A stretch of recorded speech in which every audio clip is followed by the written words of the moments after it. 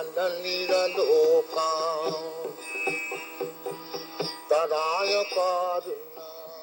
1965, His Divine Grace, A.C. Bhaktivedanta Swami Prabhupada, a Vedic scholar and holy man in the renounced order of life, left India for America to transform a bold vision into a historical reality of global dimension.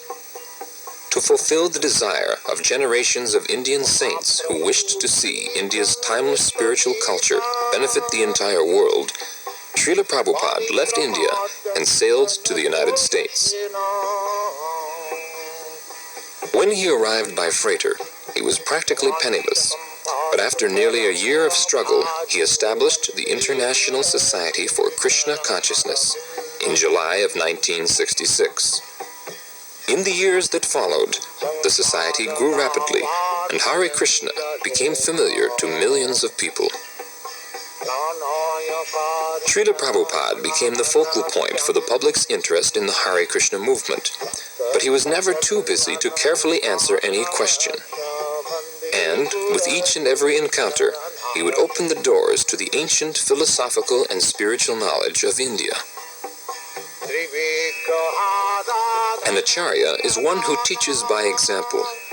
By his personal example, Srila Prabhupada demonstrated that the soul, the self, is naturally eternal, full of knowledge, and full of transcendental bliss. When a living being is awakened to his original constitutional position of Krishna consciousness, he becomes filled with sublime, exalted spiritual emotions that have no material counterpart. As a great self-realized and God-conscious saint, Srila Prabhupada often exhibited the spiritual happiness that Krishna describes in the Bhagavad Gita. That sacred and ancient fountainhead of wisdom has this to say about the final state of human perfection. In that joyous state, one is situated in boundless transcendental happiness and enjoys himself through transcendental senses. Established thus, one never departs from the truth, and upon gaining this, he knows there is no greater gain. Welcome. Thank you.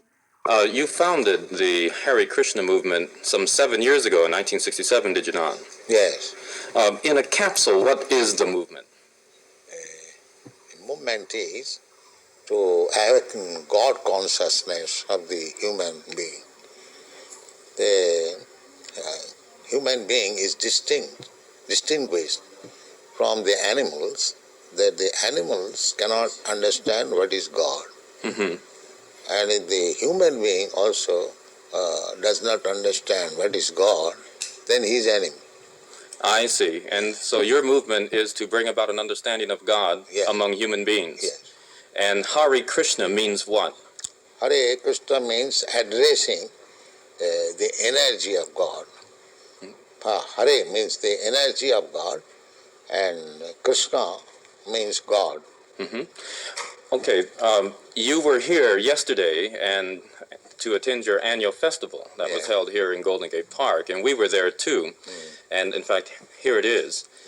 A few thousand people came out to hear it. How many people are now disciples of the Krishna consciousness movement?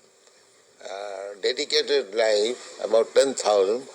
About 10,000 dedicated in ones. the Western world. Mm-hmm. Your Grace, is there any significance at all in the shaved head?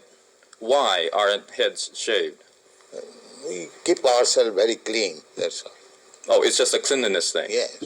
Is there any significance in the color of the robe? At least at the present moment, people think that by keeping long hair, it becomes very beautiful. I see. Yes. So we are against that. Mm-hmm. Just as simple as that. Is there any significance in the yellow robes? Yellow robe is the dress, those who are dedicated.